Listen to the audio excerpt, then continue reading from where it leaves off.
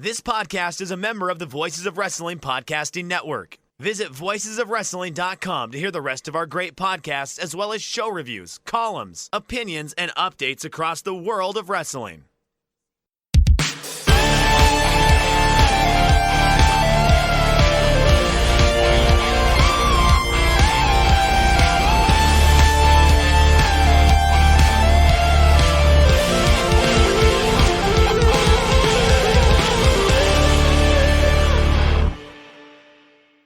Welcome back to another episode of The Good, The Bad, and The Hungee, the Grand Slam edition. My name is Tyler Fornes, and with me is my co-host, Fred Moreland. Fred, we have a lot to talk about this week.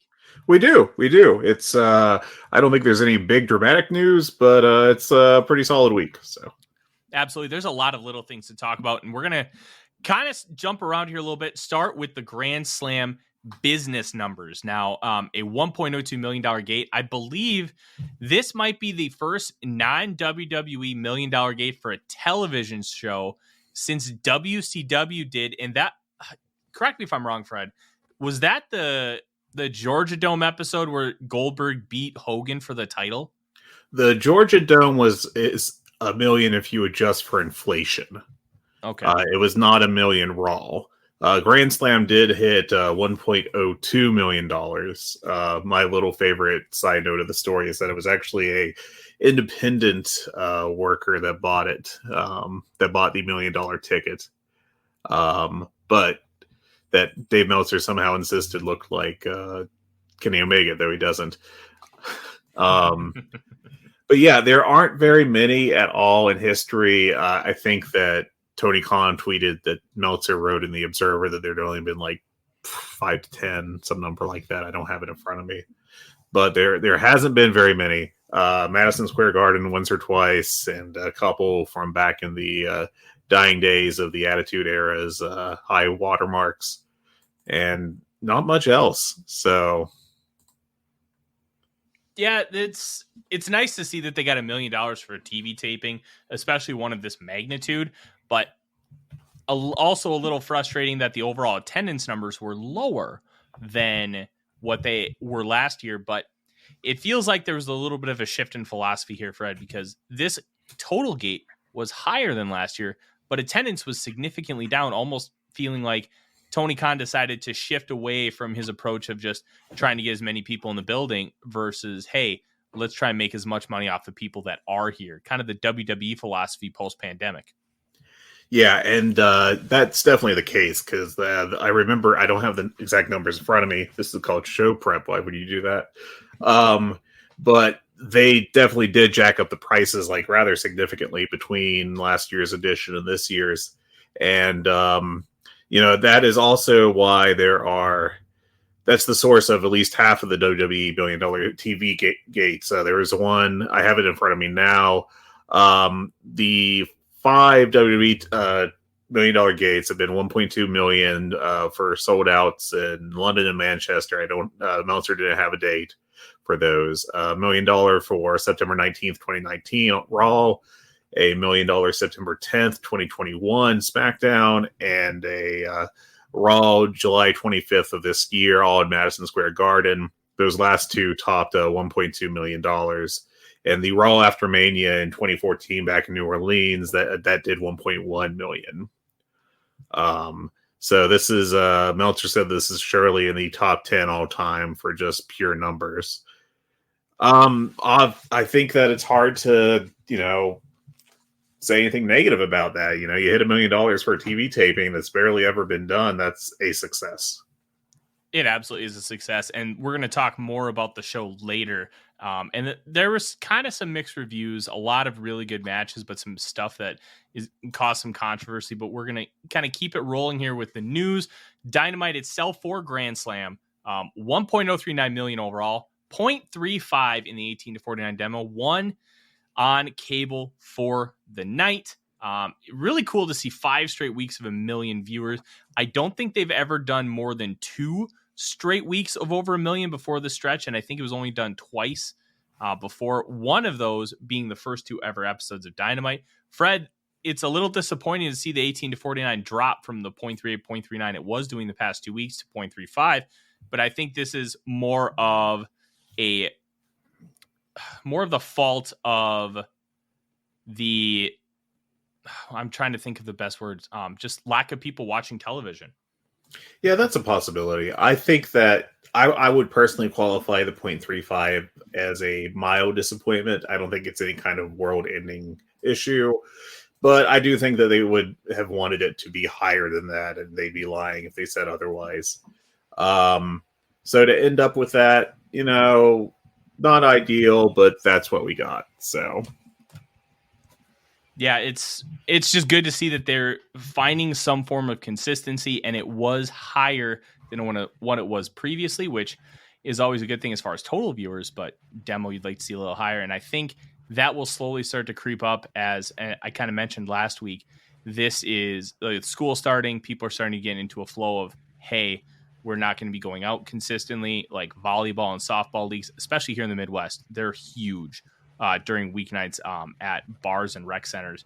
They're done, and hopefully the Dynamite kind of settles in a little bit to a better 18 to 49. Yeah, hopefully. I think that will be the case going forward, but we'll very much see. There is something that Dave Meltzer expressed concern about in the Observer newsletter this week, which is that at least his rule of thumb seems to be that television ratings lag behind attendance. That if your company is having a up or downturn, it will reflect in building attendance before it reflects in the. Hold on 1 second. I was trying to open the WrestleNomics spreadsheet, and my computer is just about to stroke out over it. But the issue is if there is going to be a downturn in business, you'll see it in the buildings first before you see it with TV ratings. TV ratings for AEW are good right now. Meltzer has expressed concern with the state of attendances in the building going forward. Pre-sales, as he's pointing to drops in numbers. I think one good question at this point is if those drops in numbers are regarding rises in ticket prices, or if it's just fatigue with AEW and some of these locations. I haven't had the chance to dig deep into like a market by market comparison with where they are versus WWE, which I think would be informative. But that would definitely be something to watch moving forward. Fred, I'm wondering about the fact that there is a little bit of fatigue as far as the pre-sales are concerned. I think some of it has to do with the fact that, hey, a little bit of the novelty is wearing off, and kind of hear me out here. I don't think it's necessarily that the product is bad or it's worse than it used to be. I think like if you had a show in Minneapolis, you're going to draw from a wide range. Minneapolis has now had 3 shows in town. And now that they've had 3, you're going to get people that like, hey, maybe North Dakota's not going to want to come out. They've already seen a show. And now, like, hey, you're running the Northeast pretty consistently. You were just in Buffalo, Albany, and now you were in Queens at Arthur Ashe Stadium. Like, you're not going to get as much of a draw from those fans. Like, hey, if they go out to, like, let's say New Hampshire, are they going to want to go out there? Well, I've already seen multiple shows in the state. I don't need to necessarily go. And I think the initial draw, those people who were going to travel to a TV taping are no longer willing to do so because they've likely already seen it. And you're really drawing specifically from like within a small radius of the actual city itself. I know it's kind of a convoluted answer, but I just think that the people that would travel a little ways to go to a TV taping are less likely to do so because they've already seen one. Yeah, I think so. And for the most part, I think he's really covered the country pretty heavily over the past 6 to 12 months outside of the West Coast, which continues to kind of be dodged for whatever scheduling reason. But I mean, there just is, they've really been hitting Florida and Pennsylvania and New York hard, New Jersey as well, Chicago, of course. So outside of like California being pretty absent from the list of shows, sites, going back to the end of the pandemic. I mean, obviously there's been a couple exceptions, but it has not had the number of exposures as these other areas have. So unless he just goes hard on going out west to, Arizona and Colorado and so forth, I think that it's definitely going to affect attendances moving forward. Yeah, and I think the next step is probably to do a little bit more on the West Coast, but we'll kind of see how the schedule shakes up. And I unfortunately don't have it in front of me, but I know they have at least hit California, and I think there are some plans to go farther out west. But as far as kind of going farther and transitioning to a different light, per Sean Ross Sapp of Fightful, the great Muda spot, when we'll talk more about Muda here later, where he missed it, Buddy Matthews was intended to write him off TV. And this is a quote from Fightful Select. This weekend at Fight Life Pro Wrestling, Buddy told the audience, "Unfortunately, tonight, I'm going to be the bearer of some unfortunate news. As everyone knows, the House of Black has had some issues lately. As all the members of the house, I speak beyond the wall. We want to thank you for becoming members of the house. Unfortunately, I, like some other members, need to go away for a while. I need to recalibrate. I need to figure out some things. So my brother Malachi once said, this isn't goodbye. This is see you later." Fred, that sounds an awful lot like he is done with AEW, but it also could just be Buddy might have some lingering injuries and he just needs some time to just kind of heal up and get ready for the next step. Did you take this as he's done with AEW or just needs time off? Well, it sounds ominous, but then, within like 24 hours of that getting reported, Buddy Matthews tweeted something out along the lines of "Don't believe the lies." So, despite this being a direct quote from Buddy Matthews in front of a crowd, who knows? I don't know. It just kind of, he tweeted a gif of Seinfeld of Elaine going fake, fake, fake. So, I don't, it is a unique world where you can say that your own quote is fake. I don't know what it means. And frankly, I've kind of like Malachi Black, I was kind of like, this is interesting. We'll see where this goes. But now that we have speculation on Buddy Matthews and also Andrade tweeting out a hourglass earlier today, which led to everyone immediately freaking out. I'm kind of already over the speculation of is person X, on their way out of AEW early. It's just very like, we'll see what happens. Who cares? Yeah, I'm kind of over it too. And we had Andrade just a little while ago before we started recording tweet an hourglass emoji. I really could care less if these guys aren't happy and they want to go back to the Fed where they were already unhappy once. By all means, go for it. Maybe things will be different with Triple H. Maybe they'll be exactly the same because as much as people want to say that Raw is different, it's not a whole lot different. Yeah, I haven't gone out of my way to watch any of the new stuff yet under Paul, but he is the biggest babyface he's ever been in his entire career right now. As we get a cat running. And, I just don't, I don't know that the grass is necessarily going to be greener over there for Buddy Matthews in particular. Like Andrade and Malachi might get bigger roles on TV, but I also don't think that's inherently guaranteed for them. So just something to consider there, I suppose. But I mean, it's just kind of like, well, if Buddy Matthews goes, he was the third guy in a stable. Now it does bring up some questions about if some things in AEW had happened differently, would they be happier?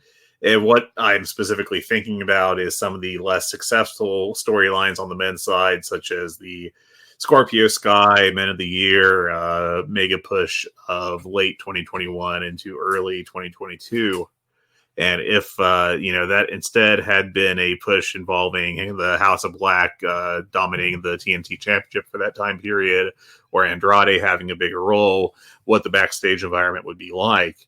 But my question to you is, what would you do if you were Tony Khan and Buddy Matthews or Andrade or Malachi came up and said that they want out of their contracts with assumedly 2 to 4 years left on them, give or take? I would. That's a really good question because they have the potential to be top guys or top of the mid card. And if they're booked correctly and utilized properly, because they can all work, they all have a lot traits that you want to see in some of your top workers, but they were never really pushed that way. And I wonder if they saw AEW as an opportunity to be able to get that push. And if they want out of their contract, if they decide, hey, you know what, I'll sign a 6-year contract.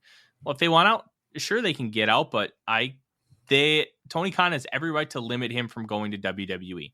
And Tony is a wrestling nerd. He is a guy who used to post on the Observer board incessantly. He's one of us. He is a wrestling junkie. He knows what happened with WCW and WWE. He also knows what kind of bad look it is for one of his wrestlers to jump all of a sudden immediately and go over to the other side. I would think that they're going to have at least a 6-month clause where they are not allowed to go and work for WWE, and they would be allowed to work indies so, they can survive. I would think that that's how it would work. You have to be very careful because whatever Tony Khan does here is going to set precedent. We talked about it last week. This is going to set precedent moving forward for anybody who asks for their release. And Tony needs to make sure he's very calculated about how he goes about it, because he can't just decipher, oh, you're a bigger star, so you get this. Oh, you're not a big star, so you get this. He's got to walk a fine line. If it's a 4-year contract, I don't even think making him sit out a year is unfair, because that's only 25% of what they had committed to you. So I'm very interested to see kind of how it unfolds, but Tony Khan is obviously going to try and play this as calculated as he can because he lived through WCW, WWE, Monday Night Wars. Yeah, and the other thing is that while this is a company that he owns with his father and they want it to be financially successful, this is not a situation like Turner where you will eventually have to be held accountable by a publicly traded company as to why you're wasting money. If you wanted to just sit on Buddy Murphy's contract or Buddy Matthews' contract or Andrade or even Malachi Black, they have enough. They're billionaires. They can eat that money if they need to. I don't think that's something that they would want to do on a large scale, but if they felt it was necessary, they could just say, all right, well, you're on a 5-year contract. If you don't want to be here, you don't have to be here, but you're not going anywhere else. Yeah, I could see them doing something similar with CM Punk, and obviously we don't really have any news regarding the Elite and CM Punk situation, but if they wanted to terminate the business relationship with CM Punk, that could be one way to do it, is just kind of let him sit out the contract. And how this all plays out is going to be very interesting. It could take years for this to truly unfold and understand what's going on as far as how Tony Khan is going to handle his contracts. But it is very exciting to have people wanting to jump back and forth because it is healthier for the wrestling business. It's healthier for the talent. And honestly, it's better for the fans too. Yeah, it is. And, that free agency is what helped make the Monday Night Wars so interesting. And being able to have 2 large, viable companies that can really compete for talent will help keep the scene interesting all around. And having an interesting scene is always a good thing. Speaking of interesting, we got a women's debut at Grand Slam, Fred. And unfortunately, it was not Sasha Banks like a lot of people would have wanted. It was the former Paige Saraya, who debuted to some very interesting music from Falling in Reverse. And obviously she has a relationship with Ronnie Radke, the frontman of Falling in Reverse. And she debuted right after the Fatal 4-Way where Toni Storm reclaimed her interim women's championship. And she got a massive crowd reaction. But is that all she's going to do? Because as of right now, per Dave Meltzer, she has not been very cleared, in quote, as of very recently. Yeah, the question is, how recent is that? And if that really means anything, because when she came out, the announcers were definitely talking like she would be in the ring. I remember at some point, I think it was Taz that said she can go. So taking that at face value, it doesn't sound like she is going to have to be on the shelf any. I would be surprised if Tony Khan signed her, knew that she couldn't work, and debuted her in that manner. Because the way she was presented was definitely not as a manager or some kind of outside the ring role. She very much came across as an in-ring star to be. So definitely something to keep an eye on, I do suppose. But I think that she'll make a good addition to the company if she can go in the ring. One thing that I think will be interesting is if something does go wrong with her, because I feel like within wrestling reporting, the way that they would handle Paige getting hurt in the ring on her return would be very different to, say, Bryan Danielson or Edge or Christian receiving a serious injury that would end their careers. I just think that the way people process it when it comes to women wrestlers is different, for better or worse. And I think that we could possibly see that come into play if, God forbid, something does happen.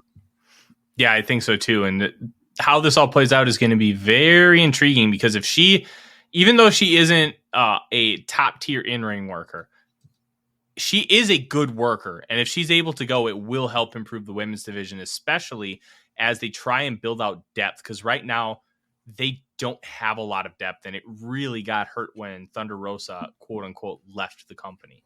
Yeah. I think she can definitely help out. I don't know if she'll be some big ratings changer. It'll depend on how much of that pop was we want to watch Paige and how much of it was just, big surprise. But I think she definitely has the potential to be a difference maker. She absolutely does. And speaking of difference makers, Fred, a lot of celebrities on this show, multiple rappers. I have a hot take. I don't really think it makes a difference here. It's cool, obviously, for small sections of the fan base. Anytime that you have musicians of any kind or celebrities come in, it's going to resonate with a certain portion of the fan base. And you're probably going to be able to draw some of their fan base in as well. But I don't know what the numbers are for keeping these people. I just don't see it being very high. I love music. I love rap music. None of this did anything for me. I don't understand why this is supposed to draw me in. I just think it's a trope that worked really well in the 80s and 90s, especially with the rock and wrestling connection on MTV. Joe Lanza said it best on the Flagship, and I'm going to borrow this from him. Fame is different now. You're not going to be able to go around to 100 people and they're going to know who the biggest pop star in the world is. You asked 100 people who the biggest pop star in 1985 was, they're all going to tell you Michael Jackson. It was just the way we consume media is so inherently different. Everybody's in their subsection, and you don't have a lot of broad topics as far as media that just everybody is aware of. I like rap music, and I didn't necessarily connect with any of these rappers. I just felt like they're trying to do these things, and it's not going to work the way that they hoped. I almost feel like it's a waste of resources. I think it depends on what they want the end result to be. If they want it to be an increase in attendance or TV ratings, I don't really think that's going to happen on any major level. If it's just an attempt to seem cool and just kind of have a general vibe of coolness, by being able to have Action Bronson do a match or, whatever, I think that's viable. And I think that probably does have some level of value, but I don't think it's going to have any kind of a direct effect on business. I personally thought that Action Bronson was probably more than nothing. But I thought that Fabulous and Trina probably really didn't make any kind of a difference whatsoever. Yeah, I don't think it really made much of a difference either. But it is what it is. They're going to get buzz in certain circles that they wouldn't get buzz in before. And hopefully they have some metric where it says it makes a difference. And if it does, good for them.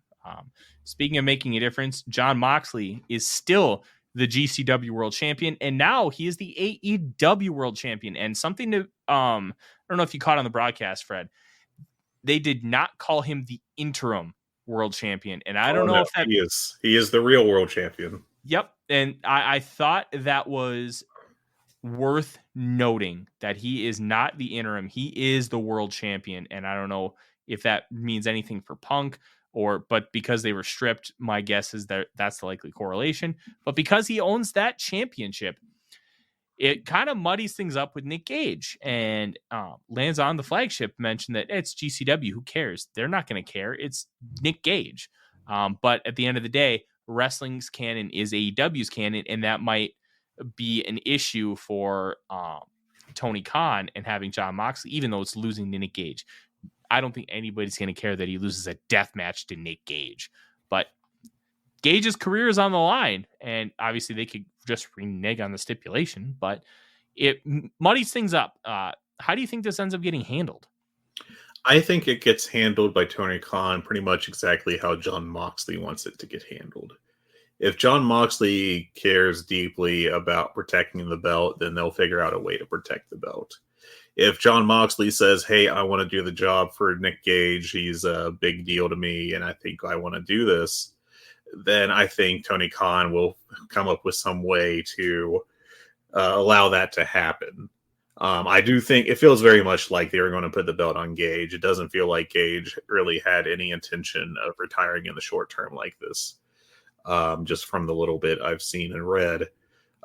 But it's really, I mean, it's going to come down to basically, I think, Jon Moxley more than even Tony Khan. I think that this is a situation where Moxley can go to Tony Khan and say, hey, I want to lose the belt to him, and I want to, I want the GCW belt, of course. And so we got to figure out a way to do this. Now, does that mean that it's going to be the worst nightmare of the people who hate all the run-ins on Dynamite and Rampage? Yeah, probably. I think there's going to be a lot of, fuckery going around with the finish, for lack of a better term. But, it's wrestling. They will find a way to make it work. Yeah, and it's a death match. All it's going to take is Jon Moxley gets hit with a pane of glass or something, and that's it, game over. Like there's ways they can get out of it, and I'm very intrigued to see how that happens. And kind of moving forward to finances, Fred. Couple of things. There's speculation that NBC and Comcast might want to purchase Warner Brothers Media, which could create some interesting dynamics, considering that Peacock is the host of the WWE network now. And Meltzer has heard that MJF is getting paid over $1 million per year. Some interesting financial news here. $1 million per year. I don't know what a lot of wrestlers get paid. Obviously, not most of that isn't public information. That doesn't sound too bad for MJF, considering how long he's been in the business, how long he's been with AEW, and how long he's actually been a top guy. But the one that I think we should focus on is if Warner Brothers gets sold out to NBC, how that can impact AEW moving forward.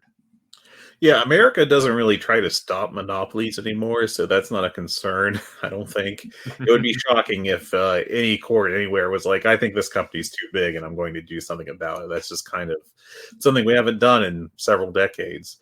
I think that that might be the biggest concern for AEW is the continuing conglomeration of the media space. If it keeps happening, then they may run out of viable partners to give them money. Of course, WWE faces the same concern. And, the counterpoint to, they'll want to go with WWE because it's the more established brand and is bigger, is that AEW can point to their fairly similar success at a lower cost and be like, yeah, but we'll save you money and you'll still be doing practically as well. So I don't know. It seems very much based on speculation to have any kind of major concern off the same point. It is something to watch, but if anything does happen, it will move at a slow pace just because that's how those kind of deals typically move. Absolutely. It'll move at a slow pace, and I cannot wait for Eric Bischoff in 83 weeks to compare this to the AOL Time Warner merger that ended up costing him WCW, which will be bad for literally everybody. AEW definitely in the mud. MJF getting paid $1 million. I mean, that's probably fair for him. I think at this point, that would make him one of the higher paid people in the company. And I don't know that you can really argue that MJF is not one of the bigger stars in the company at this point in time. So, oh yeah, he's definitely one of the bigger stars in the company. He's involved in a massive angle where he could potentially, quote unquote, cash in the chip, which I think could really rub a lot of AEW fans the wrong way. What do you think about him cashing in at a moment's notice? It would obviously fit the MJF character, but as far as the tone of the AEW promotion, it feels like it could be a massive misstep. I think that it would be the wrong thing to do, but I also don't know that it would cause any kind of major damage to the promotion. I think there's probably a way you can book it. Now, mind you, I wouldn't really be all that interested in booking it. And the fact, I don't really like that they're teasing that this could go the way of a Money in the Bank cash-in. I would much rather they, if anything, go the Lucha Underground, I think it was the Gift to the Gods route, and be like, hey, we'll give you a match whenever, as long as I have a week to promote it. If they were doing something like that, I'd be much more on board with it. The idea that this is going to turn into a briefcase, gimmick is not really something I'm into at all. But I don't think that the effects of it would be major, assuming that it was handled well and, built upon going forward. Since MJF is a heel, ostensibly, we could talk about the reaction he got with the Wheeler Yuta segment. You could argue, it's a very heel move to win the title from the babyface in a rather bullshit way. And in that regard, I think that's correct. Technically, I think that it's obviously much worse to have a top babyface or an upcoming babyface win their first world title as a world, as a Money in the Bank style cash-in. I think that WWE shown that definitely didn't help people like Big E in the past when they had their first title wins come in that manner. I think that they could do it and it would be fine. I don't think that they should, though. Yeah, I don't think they should either, and I'm very intrigued to see how they end up playing this out. It feels like that they are just trying to get some buzz and get MJF teasing it, and then he'll probably just cash in a Full Gear. I'd imagine it ends with a called shot cash in. I will face you at Full Gear, and I will take the title kind of deal. Yeah, I think so, 100% too. And then kind of last piece of notes before we get into Grand Slam, Dynamite, and Rampage. Ruby Soho is having surgery for the broken nose that she suffered at All Out from the Thai KO. Mm-hmm. And just unfortunate luck for Soho, who was on a pretty good run with AEW. Yeah, that should put her out for about a month or two. I don't think this will help her cause. It definitely feels like she's been lost in the shuffle over the past few months. And I think that her position in the company has suffered as a result, and missing more time won't help. The upside is that this could give her a renewed focus when she does return. So maybe this could turn into a blessing in disguise, but it's all a wait and see game at this point. I'd imagine, just guessing off the top of my head, without doing any proper research, that she'll probably miss 4 to 8 weeks, give or take, on recovery time. She could probably come back, I'd assume, in a couple weeks if she wanted to do the LeBron James style face mask. But that just seems unlikely. It just seems like they'll probably have her just completely healed before she returns. But that's just a barely educated guess. Do the handsome Cody Rhodes gimmick where he has to wear the face mask for 6 months, and that could be fun for Soho, who I think could have some creativity with it. I think Brandon Cutler is still doing the face mask gimmick, isn't he? He is doing the face mask gimmick. But speaking of gimmick, Fred, we got a lot to talk about with this Grand Slam show. What were your overall thoughts? I thought both nights were very good, and I was really surprised that Rampage was on the same level as Dynamite. I thought it was. I thought both nights were rather good. Dynamite was pretty good. Now, I do have to note that if I missed anything that was kind of subtle on the audio, I apologize in advance, because I got to watch the Dynamite show with about 5 industrial fans going in the bathroom 3 rooms away from me, thanks to a plumbing issue. So, it was just kind of like a SmackDown from 5 years ago. But yeah, I thought that the Dynamite in particular was a great show. I forget if it was an 8 or a 9 that I gave it on the column, but several great matches. The few angles that were there were quite good, but short. I think some of the matches were a little disappointing compared to expectations. If you're being not even harsh, but I thought the Acclaimed and Swerve and Glory was good, but also down notably from the pay-per-view match just a few weeks ago. And I do think that hurt it some. Yeah, just a little bit. But it was still a success of a show. Very successful show. And let's start by talking about Dynamite. Kicked off, just leaving Jonathan Gresham in absolute shambles with an ROH World Title match, and it was Chris Jericho challenging Claudio Castagnoli, and Jericho wins in a very interesting way because, one, he did adhere to the code of honor after a little bit of hesitation, and then when he did adhere to it, he ended up cheating to win by kicking Claudio where the sun don't shine and hitting the Judas effect for the 1-2-3. Later on, I cannot remember if this was Dynamite or Rampage, the Jericho Appreciation Society was all talking in the back, and Garcia kind of challenged him like, you didn't really win that with honor, and they're going to have a celebration next week on Dynamite, and that could finally be where we get the breakup of Garcia and Jericho. I thought this was good. It was a professional wrestling match with two guys who know how to work, who did a really good job blending their spots together. I went 4 stars on this. Just a really solid, different style opener for AEW. And now that Claudio has lost the ROH title, and now it's on, of all people, Chris Jericho, this leaves a lot of open possibilities, including this week on Dynamite, when Jericho defends the title against Bandito. What a TEW style save. It's great stuff. Oh, it's awesome. I will note that Jonathan Gresham's PWI ranking has got its revenge. Gresham is ranked 10th, while Cesaro was only 191st in the most recent one. So really, who could say who's better? Jericho, by the way, is 22nd. So obviously he's going to have to do the job to Gresham when he comes back. I think that I love this match, actually. I loved it. It was a really good technical match with there's like 1 or 2 nitpicky spots you could point at, but overall I loved it. I thought that the ending actually worked really well given the story that they're telling with Jericho and Garcia, and I went 4.5 stars on it. I thought it was just fantastic. I think the Garcia story has been really good storytelling, kind of subtle for wrestling. Especially compared to what they did in the main event of the show. And the segment on Rampage was very well done, where it wasn't even as outright as, hey, I'm going to challenge you. It's just, hey, we need to talk, Chris. And Chris going, we'll talk next Wednesday when we're having our in-ring celebration.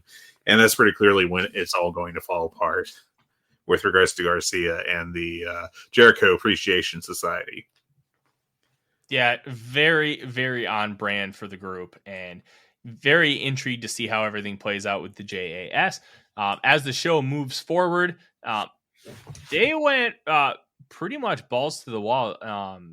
The next match was the Acclaimed, finally getting their tag team title win over Swerve in Our Glory. This was a really fun match. It gave a lot of shine to the new champions, and it did not make the losing team, Swerve in Our Glory, look weak in any way. But the biggest point of contention here, Fred, was the fact that Billy Gunn got involved and hit the Famouser on Swerve on the outside, having to cheat to win. I thought this was fine because obviously Billy Gunn is a humongous part of the act. And on top of that, Swerve had used the boombox earlier on in the match to try and gain an advantage.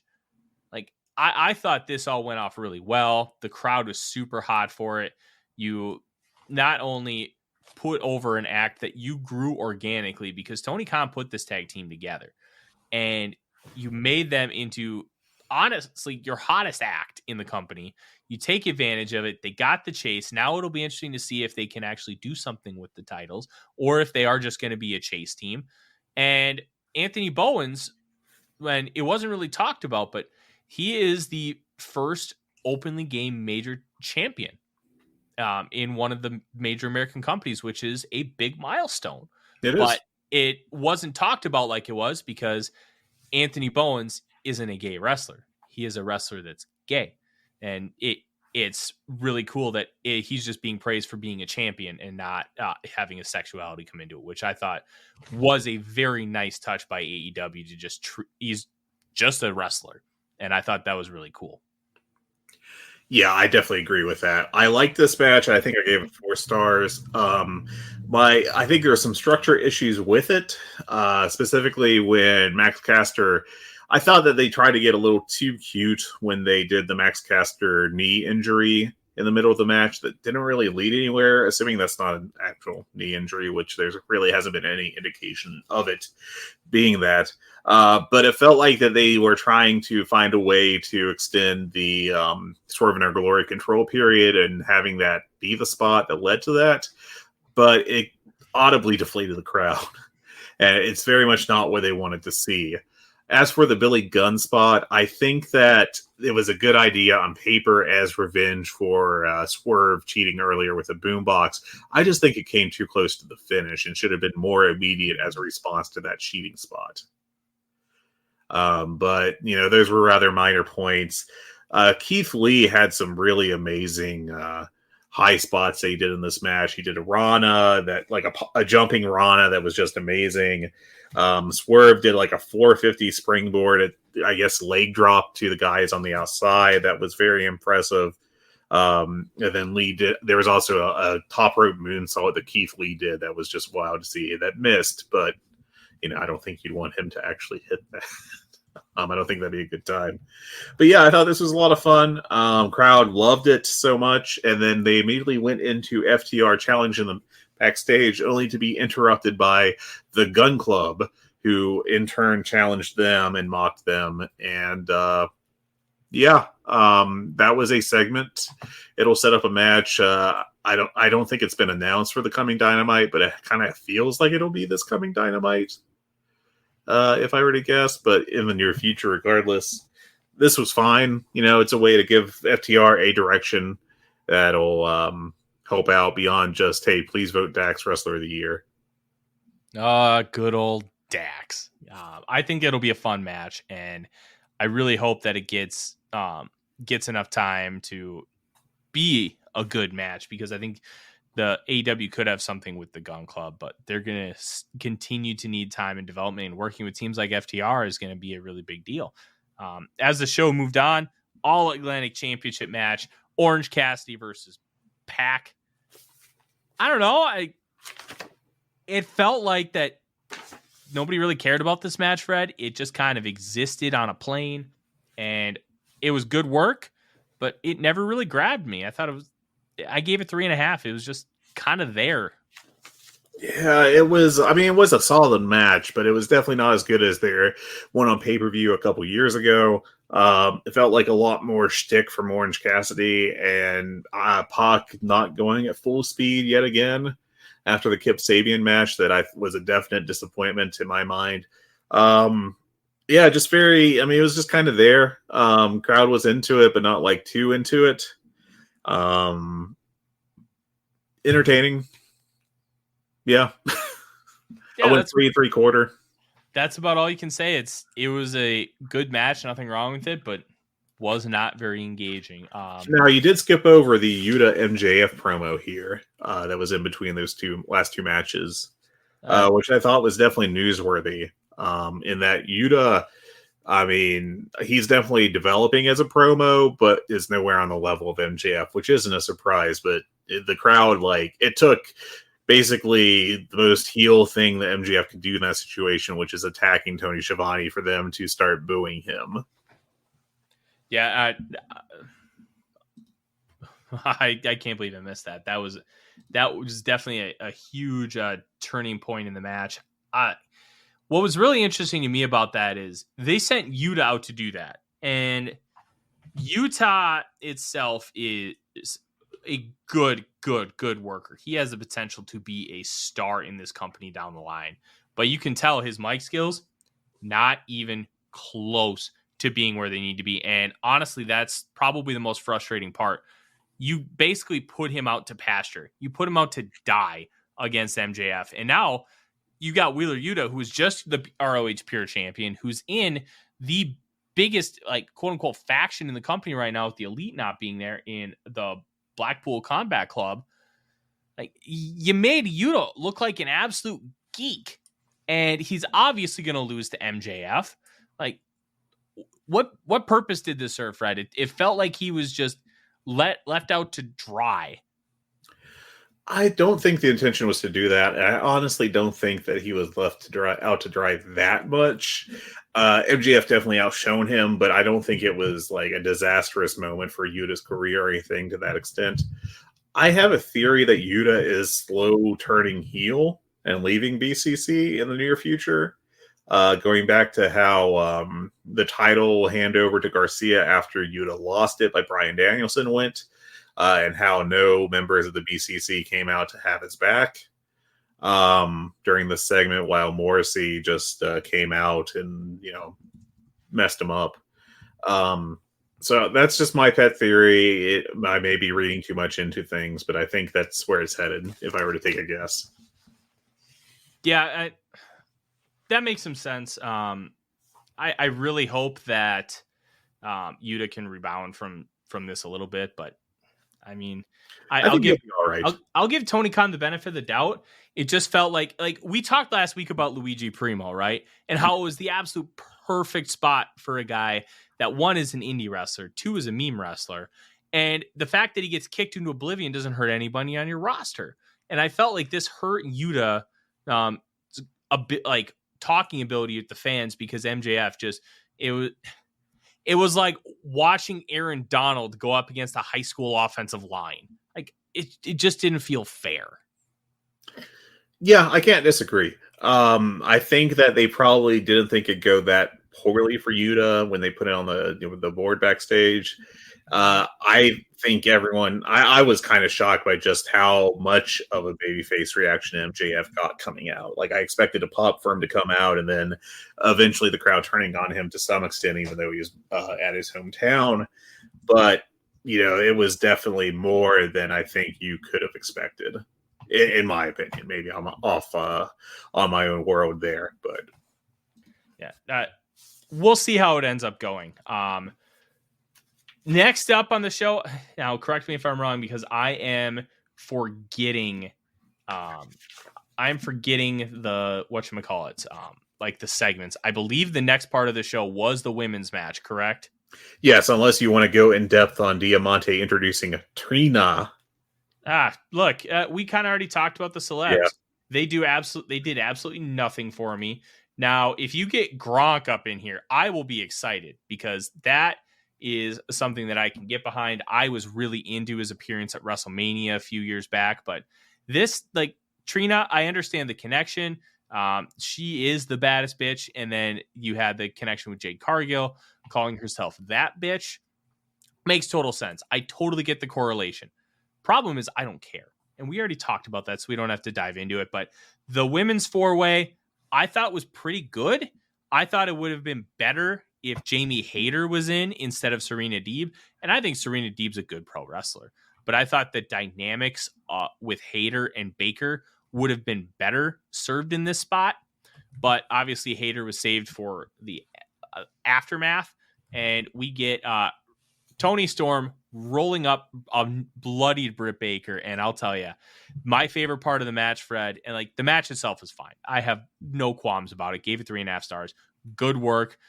Not overly impressive. But Baker sees that she gets absolutely lambasted in the face for what feels like the 30th time in this company. And she takes it and just wipes her face and just smears it all over her belly. And just like uses it to her advantage, gets the look in the camera like she did in the St. Patrick's Day Slam lights out match against Thunder Rosa. She understands, even though she's not necessarily the best as far as the technical side of in-ring work, she knows how to play to the crowd. She knows how to play to her surroundings and how to take advantage of moments like that. And I commend her for being a tremendous pro wrestler in that sense. She saw her face was disgusting and bloody, and she took advantage. That itself was 5 stars. Yeah, it's unfortunate that she's had enough practice now to, like, immediately once she starts bleeding, be like, well, I got to wipe this somewhere. Get it everywhere I can. Yeah, her face just exploded when Athena tried to do, I guess it was a double Samoan drop, I think. And Baker kind of slipped out and then just ate all of Athena's back, if not also, I forget if it was Deeb or Storm on that spot. but that sucked so much. And for Britt Baker to not only like have the wherewithal to like be like, I got to get this blood going so I look good on the hard cam, but to then like immediately go into the go home spot of the match was very impressive. Just as far as a performance from her. I thought this was a pretty good match. I will say that that Athena has a great sell when she gets DDT'd that I think is up there with like Pac, who just really looks like he's dead whenever he takes one of those. And there was a couple other great spots. Like Athena did a really cool slingshot backbreaker that I thought was very impressive. And Serena Deeb, the crowd sounded like it wasn't really into this match, but Deeb got them into it, of all people, Deeb, very early by basically rolling two people up into a double backslide that she was getting the pin on. That was very unique that I've never seen before. That was very early in the match, and the crowd like popped for that and got into it more than they were previously. I went 4 stars on this. I thought there was a lot of really good work in it. There was a quarter star in it just for like Baker's instincts to take over. She has all the charisma in the world to be a star, and you can see that every time she's out there doing something that has meaning. Yeah, 100%. That's why Baker has gotten the push that she has. She is a tremendous pro wrestler in the sense that she knows how to work the crowd. She knows how to talk. She knows how to act. And if her in-ring work can improve like MJF's in-ring work has, she could be one of the biggest stars in women's wrestling in North America. Like she has that kind of ceiling, but the in-ring work has to catch up to her persona at some point.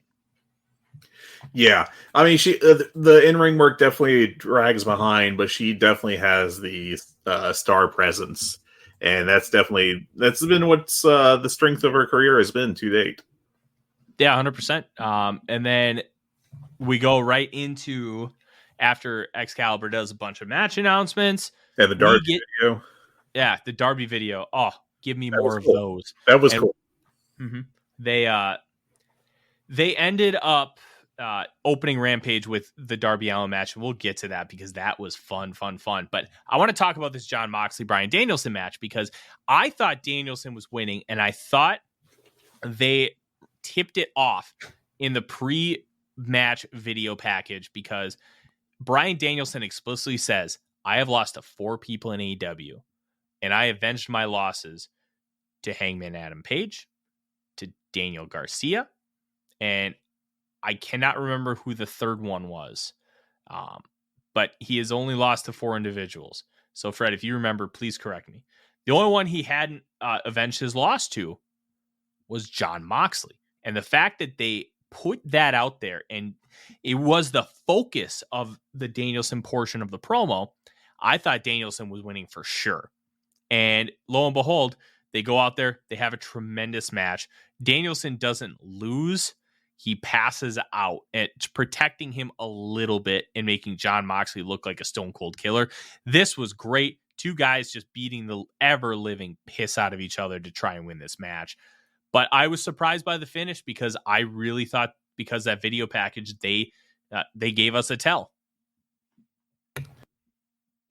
I thought that Moxley was winning from a few weeks ago. I thought that they had pushed the MJF Moxley angle just too hard.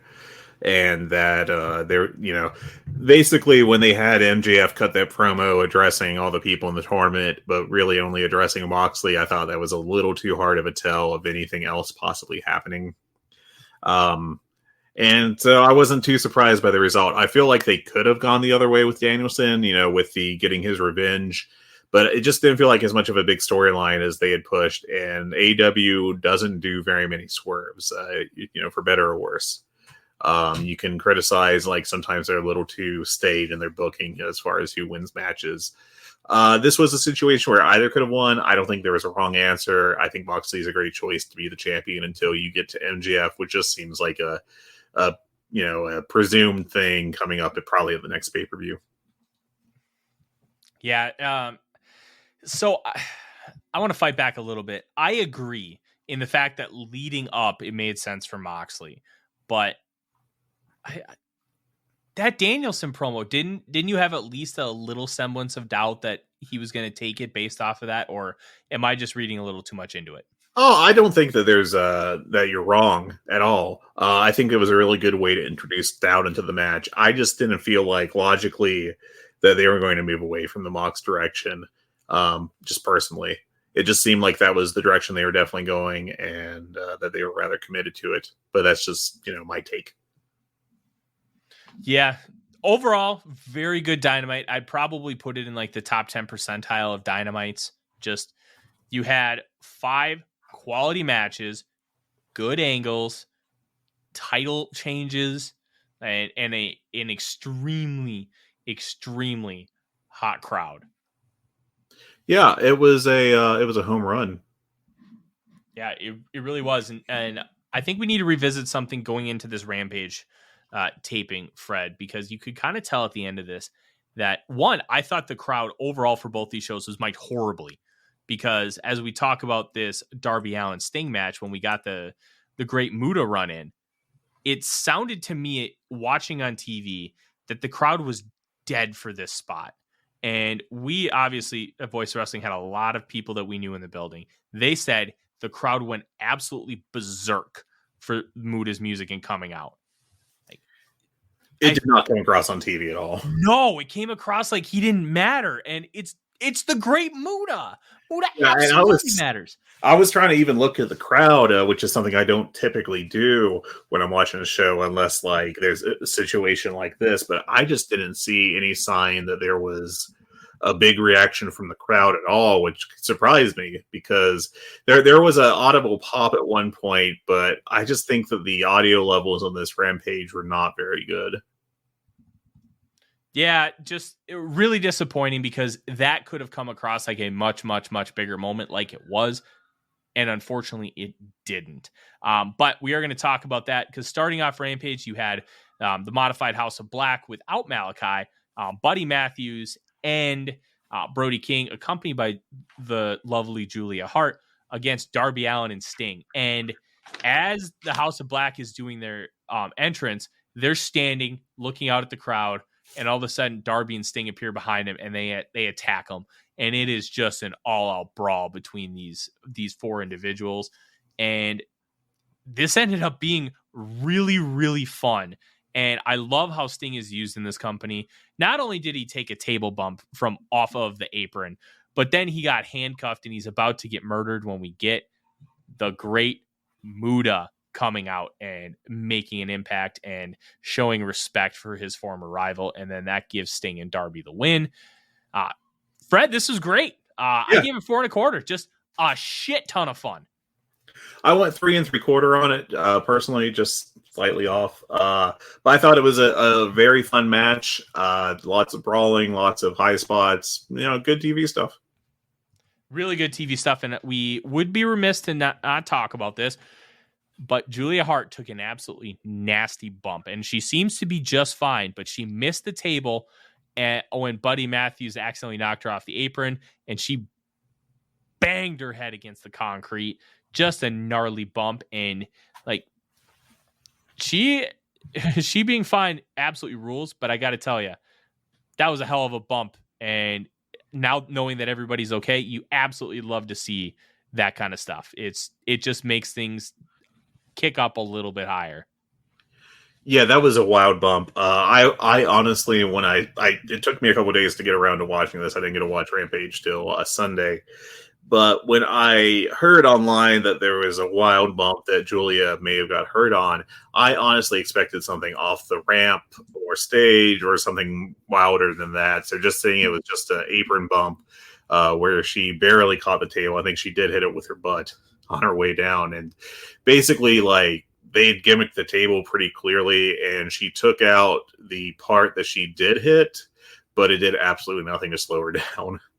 Which in this circumstance may have actually been good, since it didn't cause her to rotate anymore and land at a weird angle. Mm-hmm. But that was not a good time. And, I think she just may have jumped too far, and or maybe the table was too close. But it definitely wasn't what was planned. Yeah, and I think that's kind of the best part here, Fred, is even though it wasn't planned and it looked absolutely nasty.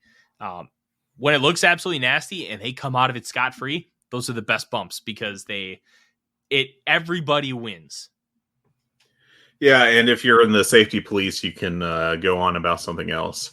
I did see like a post on the Squared Circle subreddit that was along the lines of, somebody's going to die in AEW this year. And I'm not going to say that they don't take too many chances sometimes. I'm not going to say that sometimes they're bad bumps, but I really don't think it's any different than any other major promotion. And of all the major promotions this year, only one has had someone break their neck on a show, and it was unfortunately Big E. So it just felt very weird, to kind of when they started like going, oh, and Wardlow got hurt, and it's like, well, Wardlow like took, that's how a lot of injuries in wrestling happen. Is you just take a rather benign bump, and then all of a sudden you hurt your leg or something. So, yeah, do you remember when Vince McMahon shredded both of his quad tendons coming to the ring? That was inauspicious. He was just getting into the ring and he was mad. Like, stuff happens with athletes, and being a safety police. I mean, Okada didn't hurt his neck on that dragon suplex from the top rope at Wrestle Kingdom 11. And that is one of the nastiest bumps I've ever seen in my life. Like, stuff happens, and just shut the hell up, man. It's wrestling. If they agree to do it, who cares? Yeah, I mean, I think that, you definitely, if you're in Tony Khan's shoes or Paul Levesque's or anyone else's, you would definitely want to watch for, like, just really dumb spots. Like, I will definitely go back to the Sammy Guevara, Matt Hardy pay-per-view match that I think was last year. That was, there was the awful bump by Matt Hardy right at the start, and it was immediately obvious, somehow to me, but not to people, in the ear of the referee, that something was wrong with Matt Hardy, and that match should have been called right away. But it went on for a couple more minutes and was just an unmitigated disaster. But like, there's a big difference between that or, to just the Julia Hart bump going kind of wrong, but she getting, walking away okay, to, being like, oh, also Dante Martin, took a bump to the ramp that shook him up for a second, and someone's definitely going to die as a result of that. Like, that was the most normal, like somebody getting shaken up bump I've seen in a while. It's just like, yeah, he took a rough landing, but, he was pretty clearly okay, rather shortly after. Yeah, that people just need to calm down, and we can go on about the safety police all day and how absolutely ridiculous they are considering they're trained and paid professionals. But we digress and move on. Action Bronson and Hook beat 2.0 Daddy Magic and Cool Hand Angelo Parker. Honestly, I thought Hook was pretty good in this match. Yeah. He sold a little bit. His moves continue to look more crisp as time goes on, and then they get the double submission win with Bronson and Hook, using Hook's version of the Taz mission. I cannot remember what he calls it. Red Rum. He goes, what? Red Rum. Red Rum. Okay. Perfect. Honestly, I thought Daddy Magic absolutely rules.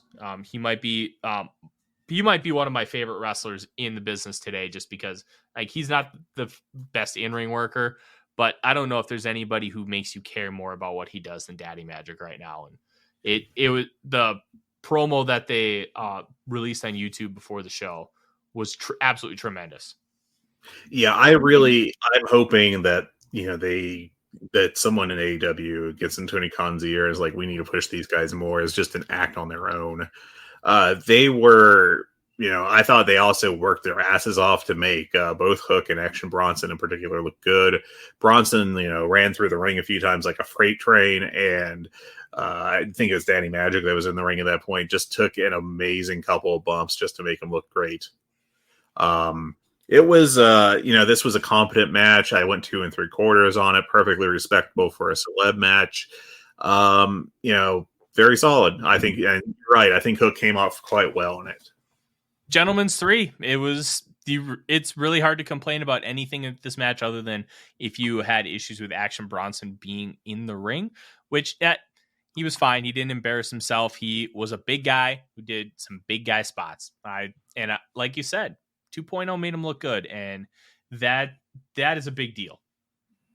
Yeah, in fact, I felt like he would have fit right in with the former Bear Country as like the third Bear, Bear Bronson. Well, that's already taken. Bear Action.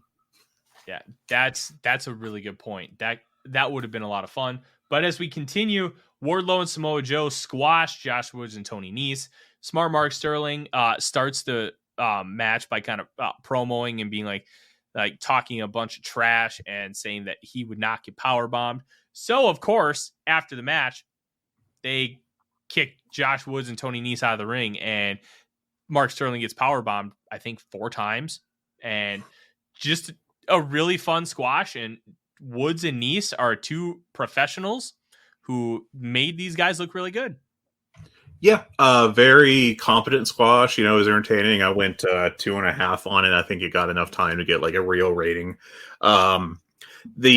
I will say that the absolute star of the segment was Mark Sterling's facial expressions after the match, where he bumps into Wardlow and then has his why, and then turns around and no, there's Samoa Joe. Well, why? Like, just he's perfect at his role, and it's kind of a shame he got moved away from Jade Cargill. I thought that was a really good pairing, and but he's fantastic. Oh, he absolutely is. And I think he works really well with kind of the lower and mid card guys because he is a little scummy. And yeah. he reminds me of a loan shark on the street, he'll tell you everything you want to hear. He'll give you what you want. And he's just going to be a snarky asshole back, and just a really, really good addition to what this company has in as far as managers. Yeah, he is fantastic at being Mark Sterling. It's kind of like Daddy Magic couldn't possibly be anything other than Daddy Magic, and he's the best at being Daddy Magic. I'm glad that they have Mark Sterling and they're just letting him do his shtick and making it look great. Yeah. And then to finish off the first hour of the show. Now, I will say that this is going to be very interesting because we're recording Monday afternoon, and in a few minutes, we are actually going to get the ratings for Friday night. This was split into 2 separate hours in a similar way to how Monday Night Raw is split into 3. So we'll be able to see how each hour did. And I thought that was a really interesting touch by Tony Khan to make this 2 separate shows and to really be able to separate the differences in how these were rated out. And it finished off with a great match from Jungle Boy and Rey Fenix. They went back and forth. They were doing high spots. They were chopping each other. And it finished off with Rey Fenix trying to hit a driver, and Jungle Boy just turned it into a I can't even remember. Small package. Thank you. I get my pinholds mixed up. Yeah. And I thought it was a great way to finish the match because it doesn't really make Rey Fenix look weak. Jungle Boy just looks like the underdog babyface, which he already is. And I thought it was incredibly well done. Yeah, I thought it was a great match. Very entertaining. Dropped a 4 1/4 on it. I think that this is the kind of match that will help Jack Perry along his way. I do like that they are now calling him Jack Perry. A couple of years after Jim Ross tried to jumpstart that trend. One of the few things I definitely agree with Jim Ross on is that Jungle Boy is not a name that you will give to a top star in America. But yeah, I love this match. It was a little slower pace than I expected, but they had a lot of time to work with. So I think that was why, and I think it went well. Great stuff. Really good stuff. And then after the match, you hear Christian Cage's music. Luchasaurus comes into the ring and ends up beating up Jungle Boy, and you get Christian Cage promo. Overall, I thought this was pretty good. Yeah, it was a really good segment. It'll be very interesting what they're doing going forward with with that situation, considering Christian will be out for quite a while, I think. Several months, assuming it's the torn tricep that Meltzer speculated it was. He already had the arm in a sling, which showed you that he's already had what he needed to get repaired. Yep, and it's just a matter of time with him, but it'll be very interesting to see if they are going to drag it out for that long for Perry to eventually move on to something else. Yeah, I think that this is going to be really good overall. Yeah, he's obviously going to have the heat with Luchasaurus, and they can kind of get that, and they can slow build that as long as they want. And I think the big thing right now for Jungle Boy is get him on TV every week, let him continue to work and grow, because they're not going to be able to culminate this feud for at least 7 to 9 months. And because they're not going to be able to do that, it gives him an option to be able to kind of fix things and figure it out. Yeah, and I think that will be good for him, but it will take time. Mm-hmm. And it should be noted that this is still one of the longest running feuds in AEW, which they have done a really good job with.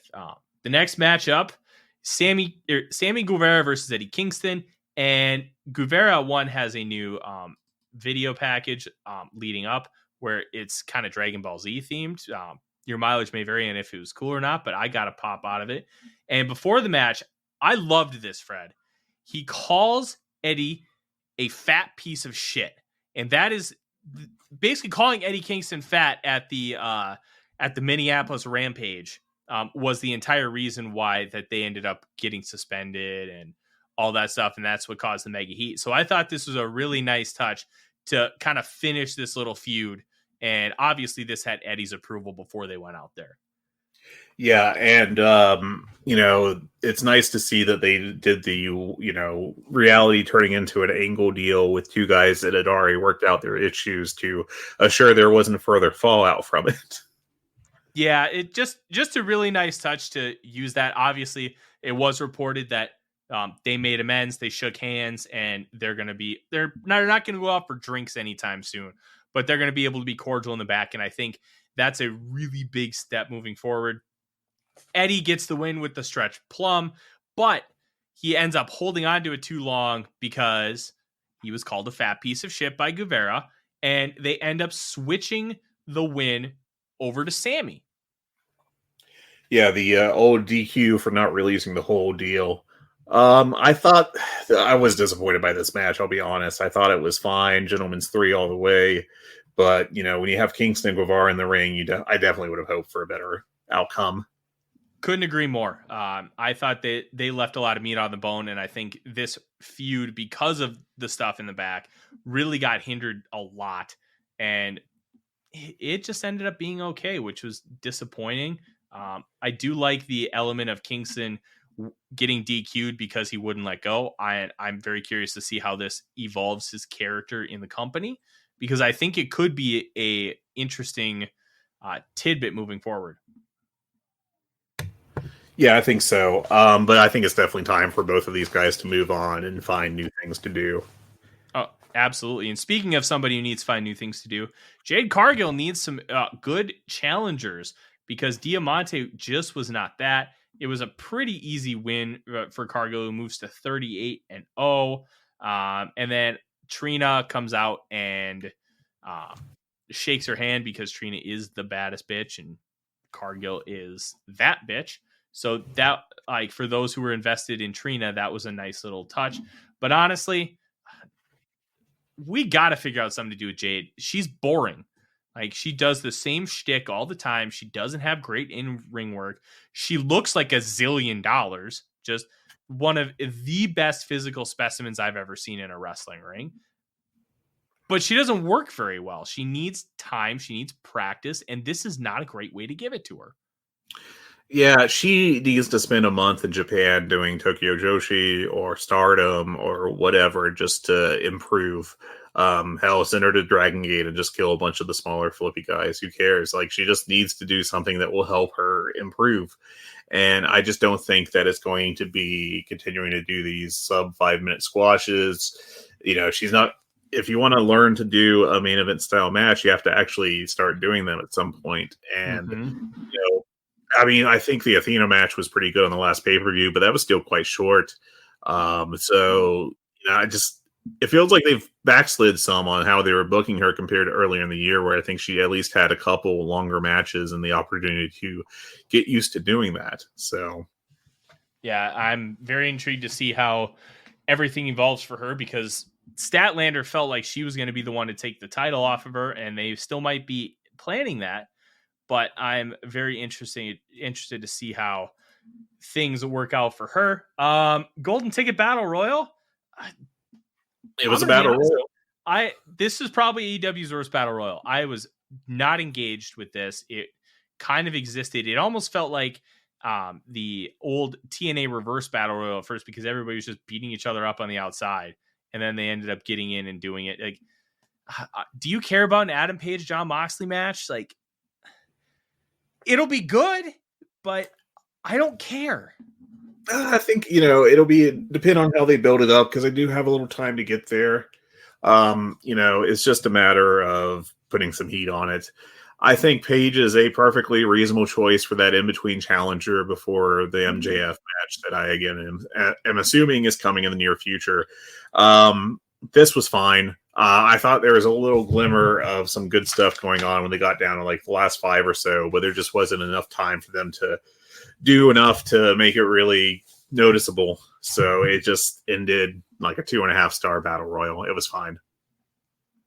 Yeah, it existed. I don't know what actually doing the battle royal did, though, compared to just saying, and Adam Page is going to get the next shot.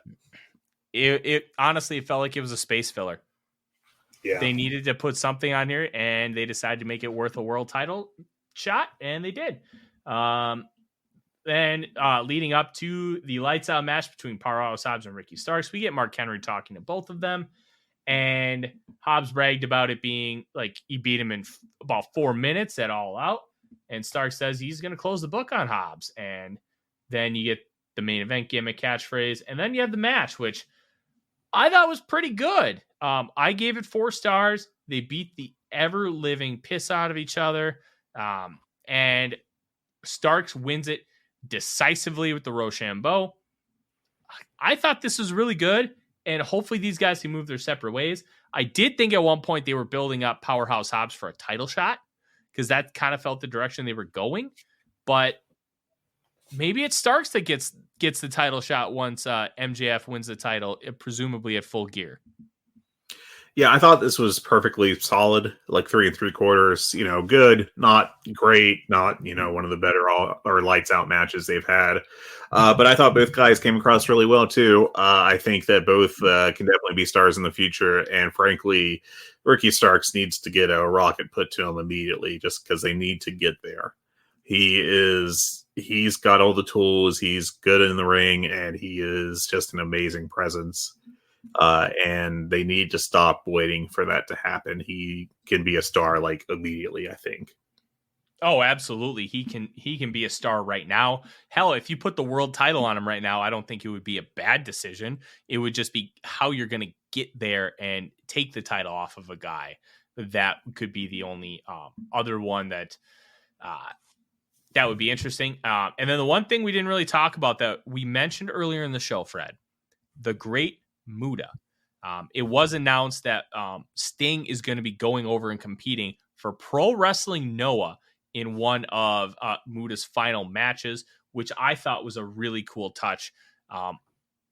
Then obviously when Jushin Thunder Liger retired at Wrestle Kingdom a few years ago in 2020, he had one match where it was just guys coming back from his past, like Sano and like all those old guys. Sasuke was in there. Like, having Muda get Sting from his time in America, I think is a really nice touch. But the question is Muda going to work a match in the US? And could he team with Sting and Darby? I think that is definitely on the table. I think that would be a very Tony Khan thing to do, which is good. This is a good case of Tony Khan being Tony Khan. Bringing in an all-time legend like Muda to work a match, as long as they don't have, Ricky Starks or some other up-and-coming babyface have to do cosplay Muda coming out of it as the definition of their career, I think it'll go really well. I don't know. I kind of wonder if it should be an 8-man tag rather than a 6, just to give some extra coverage due to both Sting and Muda's liabilities. Because Sting is not what he once was. Obviously, he's still able to do great stuff for a 63-year-old, but he's also a 63-year-old, and he, can show it at some points. And, Muda is just shot, He gives a great dragon screw. does a great dragon screw. I think there's a limit on just how many of those you can do in a match to get over. Mm-hmm.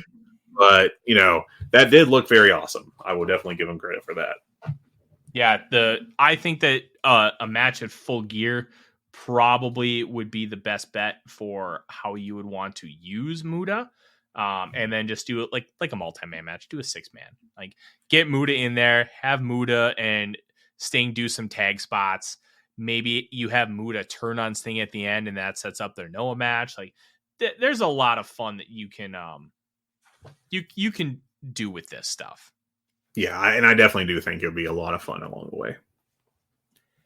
Yeah, and then they did announce a few other things for Dynamite this week. You obviously have Jericho Bandito for the ROH World Title, Jericho Appreciation Society Celebration. There is going to be an MJF promo, and then probably the best one, a World Championship Eliminator. Jon Moxley versus Rock Hard Juice Robinson.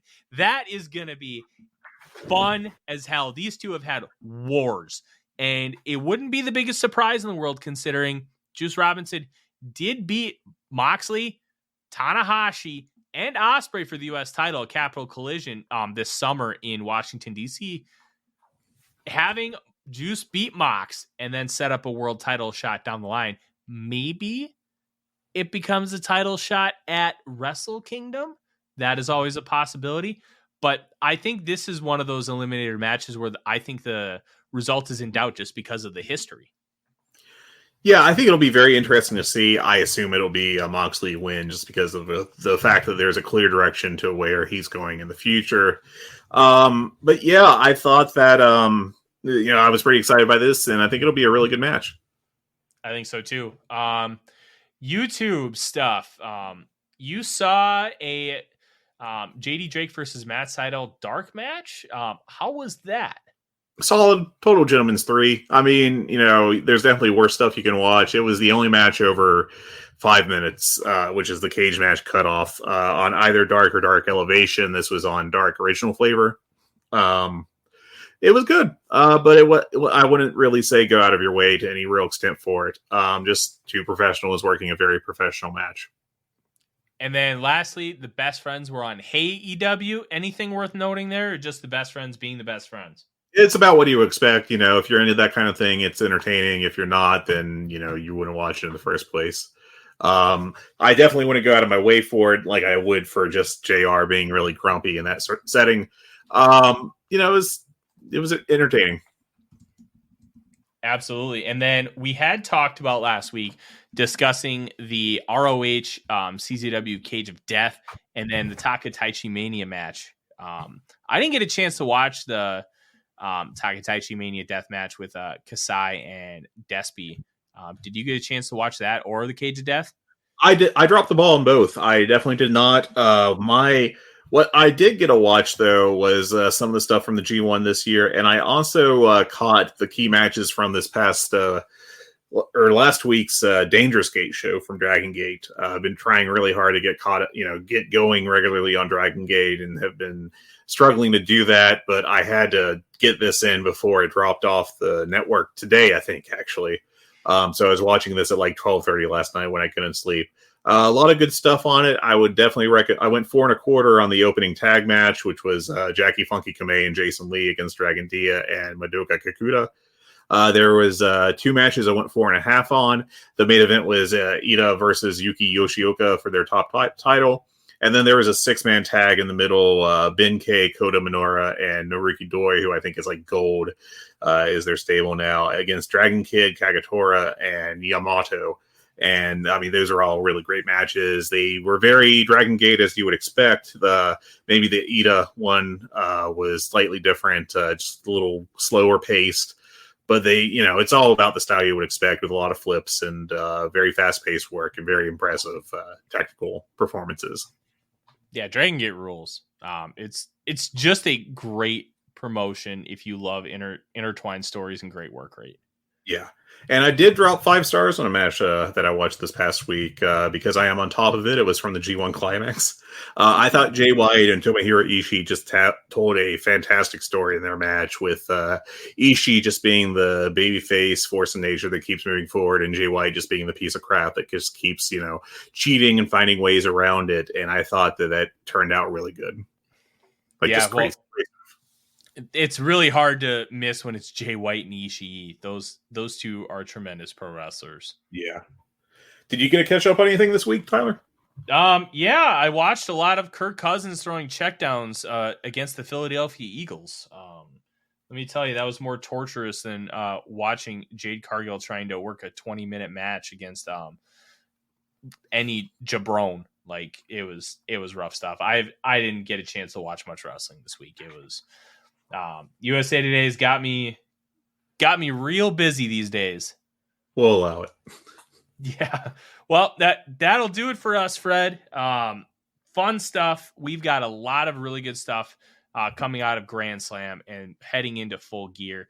This is going to be a really pivotal period for AEW to show that, one, they can keep the momentum rolling, especially considering the absences of the Elite and CM Punk, and the potential crowning of MJF as their top champion here in just a month and a half. Yeah, they've definitely set up some stuff that'll be very interesting to watch moving forward. And, no reason to think they won't deliver, but it'll be interesting to see how they do it. Absolutely. And with that being said, from Fred and myself, Tyler, take care.